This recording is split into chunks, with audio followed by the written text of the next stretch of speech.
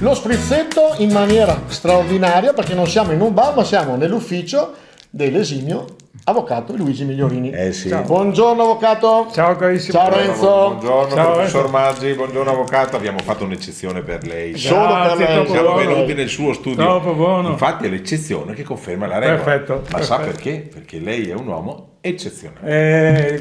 Comincia a fare un fiamma.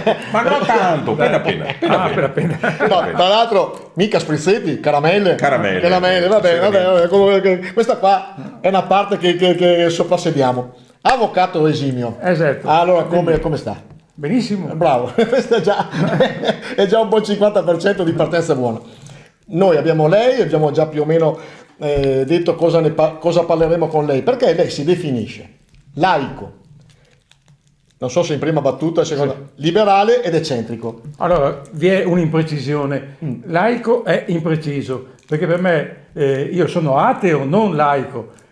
Io sono ateo, non laico. Mi definisco eccentrico perché John Stuart Mill, uno dei padri del liberalismo, diceva che proprio perché la tirannia dell'opinione ritiene riprovevole l'eccentricità, è auspicabile che gli uomini siano eccentrici. Terza citazione, Mario Missiroli scriveva: liberale è chi urta contro una verità o una menzogna e sospinge, magari fracassandosi il capo, il lento carro della storia.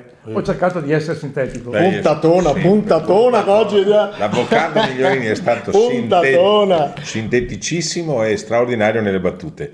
Ma mi dica, avvocato, Dimmi, Renzo. lei, ci diamo del lei per fare un po' di recitazione. Mi dica, avvocato, ma lei un dubbio, qualche dubbiettino nella vita? No? Io vivo di dubbi, proprio Lei perché vive sono di- liberale, vivo di dubbi, non solo, ma anche di volubilità, perché per me è una forma. Una volta mi hanno criticato un politico di seconda mano polesano, dicendo: Migliorini si sveglia. Di cui non si dice il nome ma solo i cognomi. No, guarda, perché siamo anche amici. Magari il cognome. Magari i cognomi.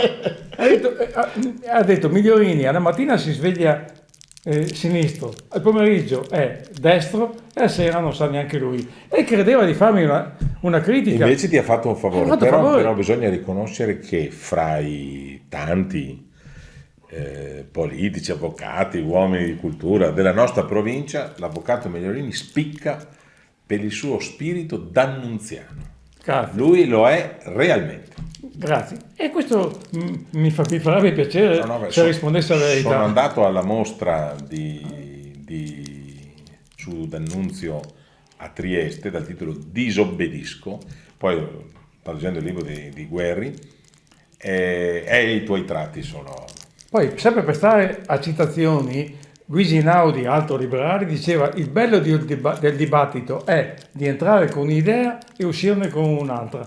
Allora, premesso che io ho partecipato a non so quanti dibattiti, e anche Renzo, e credo che siamo entrati con l'idea, siamo tornati sempre con la stessa con idea, quella che io prima.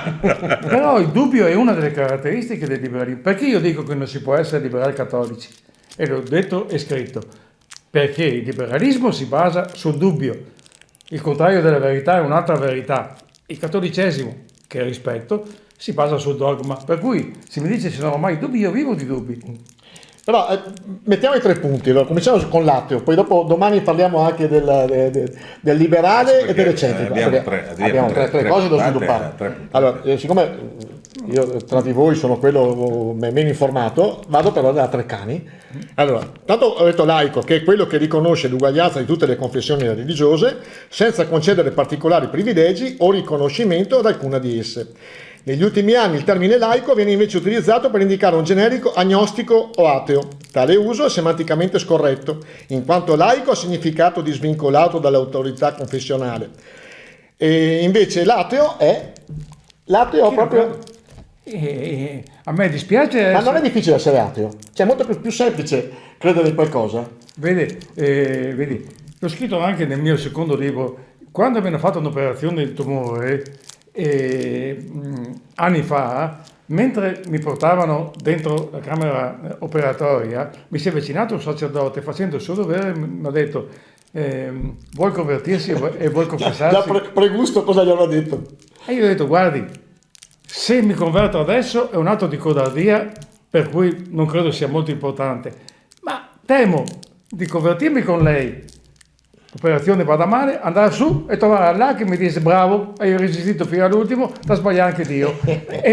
Ma allora un conto è raccontarlo qua e un conto è essere messi là non sapendo se si sopravvive o meno. Non si può non riconoscere, anzi è facile, anzi è anche divertente e bello riconoscere la estrema e straordinaria capacità dell'avvocato Migliorini di essere ironico anche su cose serissime, e questo va solo a suo onore. Ma io ero là, non so mica se sopravvivevo o meno. Io poi, Quindi forse c'era bisogno di un aggancio soprannaturale, visto mai che... Tra l'altro da ateo non ho timore della morte, perché io penso che si sia giudicati, se c'è un'entità superiore, per le proprie azioni, non per quante volte si è calpestato il sagrato della Chiesa.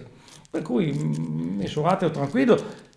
Se poi dovessi con continuo studio convincermi al contrario, sono pronto a far marcia indietro. Ma posso chiedere una roba a Renzo, visto che Renzo è cattolico praticante, tu hai anche una tradizione in un partito che faceva anche della della cristianità. Non erano molto cristiani i democratici cristiani, però comunque è un'altra. Tu come consideri un ateo? Cioè nel senso che se tu dovessi definire un ateo... No, ma quello che ha detto... No, al di là di quello che... Un ateo è uno che non crede in nulla, cioè che non crede in un essere superiore, e quindi non crede in un essere superiore, per cui...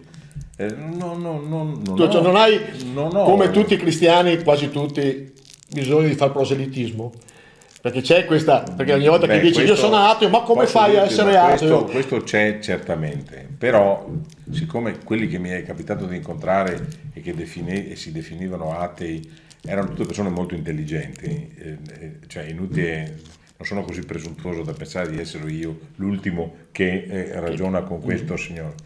Però una cosa, l'avvocato Migliorini, adesso mi permetto non di definirlo ma di fare un ragionamento, lui è un ateo credente in questo senso, perché è sempre alla ricerca, e l'essere sempre alla ricerca è, oltre che sinonimo di intelligenza, vuol dire non aver chiuso l'orizzonte dell'intelligenza alla ricerca, anche arrivando per ragionamento a un essere superiore. Questo è vero, anche perché essere credente si fa poca fatica, basta andare in chiesa e dire preghiamo obbediente al comando del Salvatore, formato il suo divino insegnamento, usiamo dire santo santo. Però le sa memoria, ma non bisogna mica confondere il non credere con non conoscere. Bravo. Allora, tanto sapevamo che era una puntatona poi mi sono preso gli appunti, di solito lo riprendo. Una cosa su cui che dire, secondo me più che una puntatona è quasi una seduta psicanalisi, perché vogliamo sapere bene lui come la pensa, noi che ci celiamo dietro a una pseudo religiosità eccetera eccetera, con lui cominciamo a avere qualche dubbio. Domani parleremo di preferisce parlare di liberali o di eccentricità? Sono due termini che vanno a braccetto. Non spesso. Però anche di eccentricità, se vuole. Però mi permetto io non ho dubbi. Come lui ha dubbi, io non ho dubbi. Ah sì? Sì, la fede, questo io ammiro sia lui che non ha dubbi che te cioè tu che non hai dubbi e lui che ha dubbi. Io che sono in mezzo. Io credo che un fatto fondamentale che deve accomunare tutti noi sia il rispetto reciproco del bravissimo. Io non mi sogno neanche per sogno di dire che un credente non capisce niente o roba del genere, anzi quasi li invidio, perché dico beato lui che crede, o comunque io rispetto le opinioni di tutti, perché se non sarei neanche un liberale se non rispettassi le opinioni di tutti quanti, anche quelle che mi sembrano più sballate, perché dico quello là penserà che la mia opinione sia sballata. Secondo me in questo momento tu stai pensando alle idee di Di Maio. Essendo tutte sballate è impossibile sono tutte sballate. Se potessi dire Di Maio chi era costui, purtroppo non posso dirlo. Vabbè, caramellina. Grazie avvocato. Sono dispiaciuto poi, perché lui lo sa, perché ho chiesto rifugio politico in Vaticano e non mi è stato risposto. No? Ma rifugio politico perché? Ho chiesto rifugio politico in Vaticano, premesso che la Corte Costituzionale... Ma mi permetto di dire che forse questa è la seconda puntata, altrimenti... Vabbè, ne parliamo domani.